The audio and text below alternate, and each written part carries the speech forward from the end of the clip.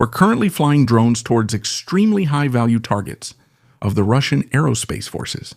This is going to get interesting. May 31, 2026, we are in the 5th year and on day 98 since the start of the full-scale invasion. Welcome to the Situation Report. Excuse me in advance, my voice is a little gone. I have terrible sore throat, but I'll still finish the video quickly for you. In today's report, we see a very interesting camouflage. We'll also get a brief teaser of the documentation from the pad. What we'll also take another look at are attacks that are having a major impact. Of course, attacks on the logistics route that we've been following for a week now. And what we'll also look at are interesting attacks on aircraft. And not just any, but very special ones. In the First World War, ships were deliberately painted with striking geometric patterns, stripes, and contrasts. This camouflage pattern was called dazzle camouflage. The goal was obviously not to become less visible, but to make it harder for submarine commanders to estimate course, speed, and distance, because this information was needed to calculate the lead angle of the torpedo. Imagine it like clay pigeon shooting. You don't shoot directly at the flying disc, otherwise you would miss it. Instead, you aim a bit ahead so that the bullet hits the target while it's in motion. And in fact, that actually worked, at least partially. When you looked through a periscope and had to calculate a firing solution in just a few seconds, this optical illusion made it easier to make mistakes because it was harder to see the sharp edges that you needed to recognize in order to judge the ship, its position, and its size. Almost 110 years later, it seems that someone in occupied Ukraine had the same idea to apply the same concept to a Russian military truck. However, I'm not sure if a camouflage that was developed for human observers looking through a periscope in rough seas will have the same effect against modern thermal imaging cameras, night vision devices, reconnaissance drones, and AI-assisted target recognition. Of course not, because Ukrainian drone pilots usually don't identify their targets by their paint job, but rather by their heat signature, the shape of the vehicle, or simply by the fact that a truck is moving along a supply route. Apart from that, you don't have to lead anymore these days, since you can have a drone turn away at any time. So the pilot approaches by instinct rather than by calculation anyway. In the end, the conspicuous paint job actually has the opposite effect. While normal vehicles might still be able to camouflage themselves in the thicket or at the roadside, if there happens to be some forest there, or they just attract less attention. But if you paint the vehicle like this, it still openly reveals your position. So, how is the Russian summer offensive actually going? We hardly hear anything about it. We also see almost no changes on the situation map. If we take a look at the reports from the last few days, we are mostly down here along the important supply road. Yes, or somewhere here in the area in Russia, when ports or ships are attacked again. But at the front itself, very little is happening. Still, something is going on there. Here's a quick overview of the front. While Russia continues to focus its attacks on the last major Ukrainian defensive positions in the Donbass, the major operational breakthrough has yet to happen. Even the ongoing spring offensive is putting pressure on Ukrainian troops, but it is not developing the way many Russian observers had expected just a few months ago. Ukraine is increasingly taking advantage of the situation for small, limited counterattacks or counterstrikes along the front. Such actions have recently been observed near Stepnohirs, in the Pokrovsk area, and of course also near Komar. It's not about some spectacular advance over several kilometers, but rather about regaining lost positions. Then it's about rebuilding the defense in depth, occupying favorable terrain, or exploiting Russian weaknesses, especially in areas where supply and logistics are already having difficulties. Even small territorial gains can have a greater impact. In the Komar area, for example, there's no question of a comprehensive recapture. However, the recent Ukrainian advances show that Russia cannot control events on all sections of the front. Meanwhile, there are growing signs that the Russian army must focus its forces increasingly on key areas. While the main axes continue to be supplied with personnel and equipment, other areas seem to be losing importance. This could explain why Ukrainian countermoves have recently been more successful. Added to this is the growing importance of Ukrainian drone units. Whether against supply routes, vehicles, or command structures, the pressure on Russian rear area logistics continues to increase. Taken together, this paints a picture in which Russia continues to attack, but Ukraine is increasingly finding opportunities to make its own mark locally. In the end, neither side is really gaining more territory than they are losing. Russian sources are now reporting increased use of drone-based systems by Ukraine, and here we're mainly talking about remotely delivered mines. In this process, mines are not being deployed directly at the front, but sometimes 100 to 150 kilometers behind Russian lines. And that's exactly where it mainly affects the important supply road that we see here, basically coming from the Russian mainland. Then we also have Mariupol and further north towards Donetsk. And what we also see is the route from Mariupol towards Melitopol connecting to Crimea via the yellow route here, which will become very interesting later on. We covered the mines in last year's report, but today we're seeing the drop system for the first time because a very special system is being used, which can transport between 10 and 48 mines, depending on the variant. After being dropped, they activate themselves, respond to vibrations, and remain active for about 90 days until they automatically destroy themselves. This means Ukraine is expanding its toolbox once again. So far, the focus has mainly been on attacks on fuel trucks, military trucks, depots, and railway connections. Now, important supply routes can also be heavily mined without the need for special forces or artillery to be within range. This creates an unpleasant problem, especially for Russian logistics. A road doesn't have to be constantly monitored to become unusable.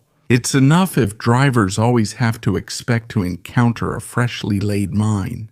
Then mine-clearing vehicles will be needed, transports will be delayed, and entire sections may have to be closed off temporarily. What's especially remarkable is how many tasks Ukraine now carries out using drones.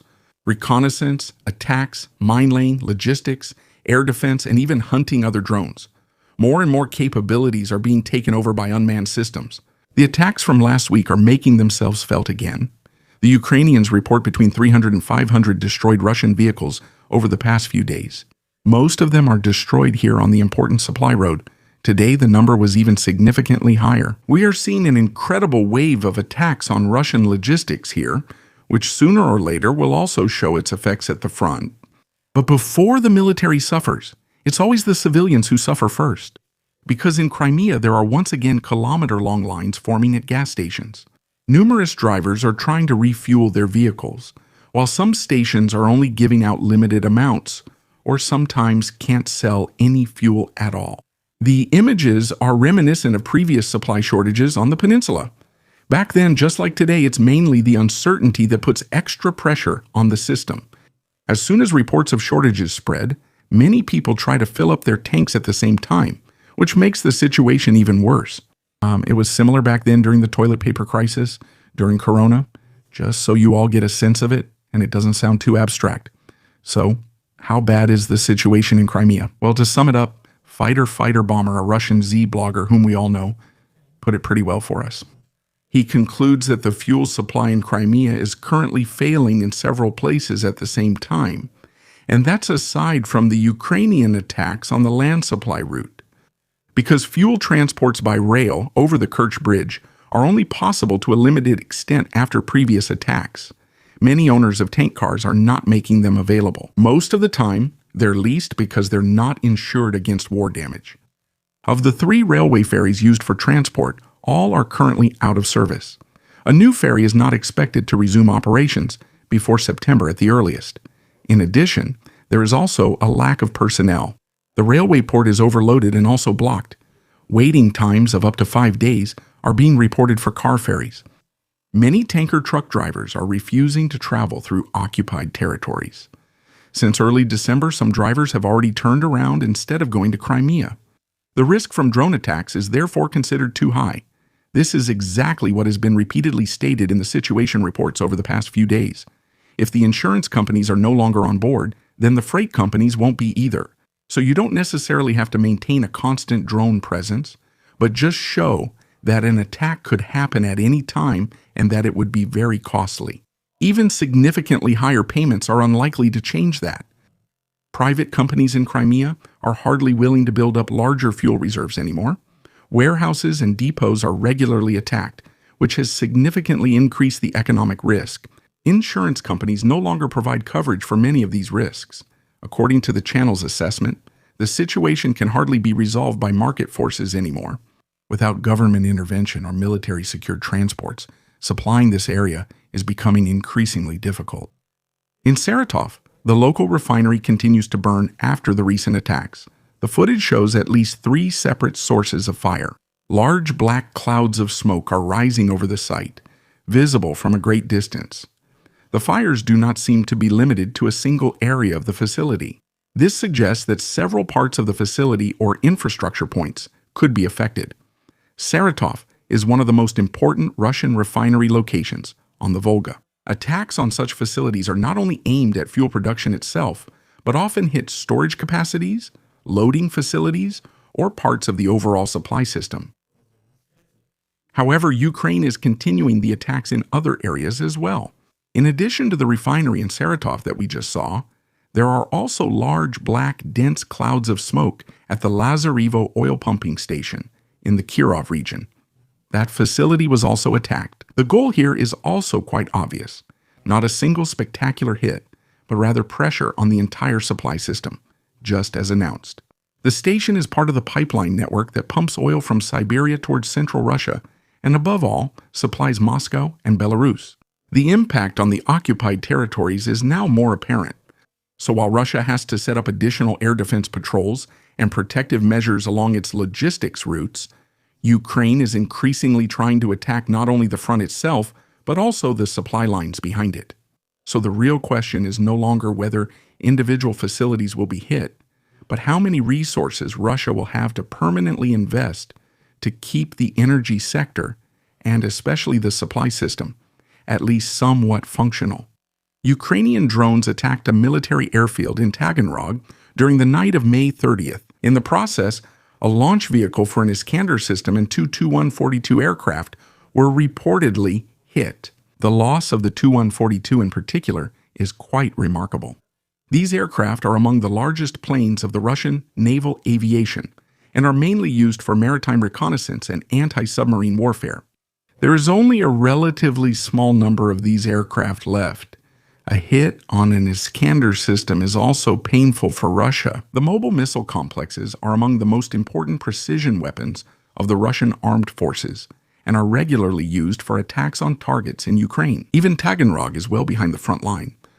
The attack once again shows that Ukraine is further expanding its long-range capabilities, and even military facilities deep in the Russian hinterland can no longer automatically be considered safe. But that was not the only attack near Taganrog, as a hit on a fuel depot, as well as on a tanker of the Russian Shadow Fleet, was also confirmed. This meant that in a single night, several strategically relevant target categories came under fire at the same time: Air Force, missile forces, fuel infrastructure, and maritime logistics. This creates a new problem for Russia. It's no longer just individual military sites that need to be protected, but practically the entire infrastructure along several thousand kilometers of coastline in the maritime sector. By the way, Patrick often travels to Ukraine for us. He delivers the vehicles that we were able to buy through various donation campaigns. And someone has to bring them into the war zone, which Patrick does on a voluntary basis. And in the past, he has always made very, very interesting documentaries about what the situation is like on the ground, what he has experienced, and where he has traveled. And you can watch all of this again. I'm linking the new documentary at the very end in the credits, and I'll also link the situation report up here in the info box. Feel free to check it out. If you would like to leave him a small donation, there is also a link to his GoFundMe page under his video. I think he would be very happy if some members of this community, which he is also a part of, would stop by and check out his page. Thank you to all subscribers, channel members, and the Algo crew. Special thanks to Lieutenant Colonel Reniki Siller, Driddick, Freddy, and Meyerhoff-Meyerhofer. Now over 400 channel members. You're the best. This channel wouldn't exist without you. And you are also the reason why there are very, very few ads on this channel, especially compared to other channels. If you haven't already, please subscribe for free. It really helps the channel. See you in the next situation report.